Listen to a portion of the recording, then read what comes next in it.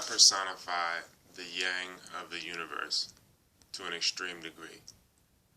I mean, don't get me wrong, I have my yin ways about me and I balance it out, but I'm more so of an extreme persona. I'm in an extreme person, so this is how I express things if I let this body run rampant. It's more of a yang body. If we look at the yang, what it equals, Y being 7, A being 1, N being 5, G being 7. Ultimately, this equals 2, or 20. 2 plus 0 equals 2, so it's 2. 2 meaning like the moon. Introversion, female principle, stop instead of go. Water, again, because the moon. Wetness, depth. So, just people need to understand what they personify and their balance that they bring to the table as far as expressing yourself in the universe and how it will manifest itself in all ways. If you were overly yang or overly yin, which is just Shu and Tefnut of Africa, East Africa, it's the same concept. But I'm not saying yin and yang is wrong, just saying it's the same, but different, which is beautiful. So it's a beautiful thing to just know yourself and know your not self. Because if you know yourself, then you can heal yourself.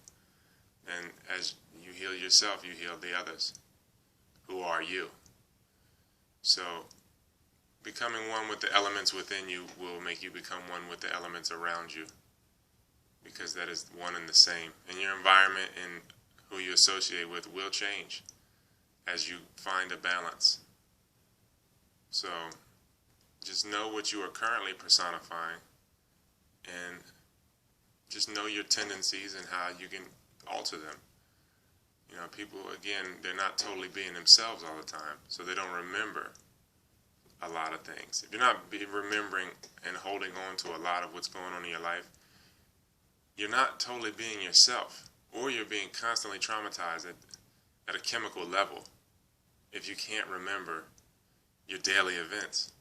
So, but there's plenty of people I run into that just cannot remember. They're not being themselves throughout the day. If you're yourself throughout time, you will know that you're timeless. Again, every move you make creates a ripple. So the impatience and all that wouldn't even exist.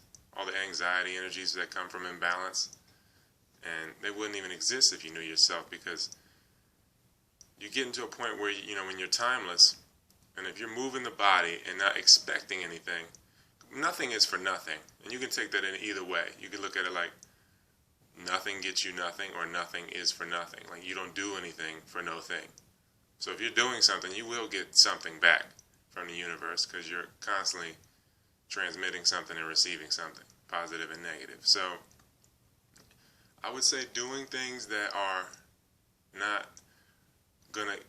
they're not gonna get you, like, you're not gonna be compensated, especially monetarily or other ways of compensation like that, like self-compensation. That's what I feel like we should be looking for more so. Go somewhere, and even if you're just dancing with no music or whatever, or if you're sweeping up or cleaning up in someone else's house or something like that, I feel like you can connect with your timeless self, because the body is just moving.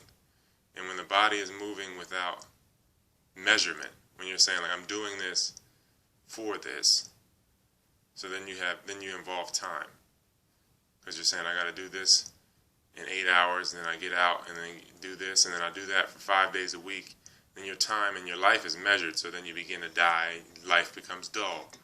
So if you're doing things without expecting any compensation from outside of you, then you can truly experience the timeless self. And you can experience the ever-existing now, the ever-changing but ever-staying the same now. You know, again, Maxwell was so ahead, but so behind at the same time, you know. Artists, musicians, they know themselves usually a little more. Maxwell had an album called Now, and one of the singles was Lifetime. So, this is just good music you could listen to, that, because again, music expresses these things probably better than I could ever speak them. But, you know, people don't look at music as an art and a science. So, some things just go over the head. So I'm just here to clean that up. Anyway, So what we got here are people that don't know themselves because they're short-circuited. They're not whole. They're not completely whole at all times in their whole being. So everything is short-circuited. Their thoughts are fragmented. If you take anybody into a certain argument and you get them to a point where their self has to respond, they always back down at that point and they latch on to something to stay comfortable. And I just feel like it's just them not being themselves. If you maintain a sense of self throughout your day, then coming back to the self is nothing. There's no level of discomfort or anything like that.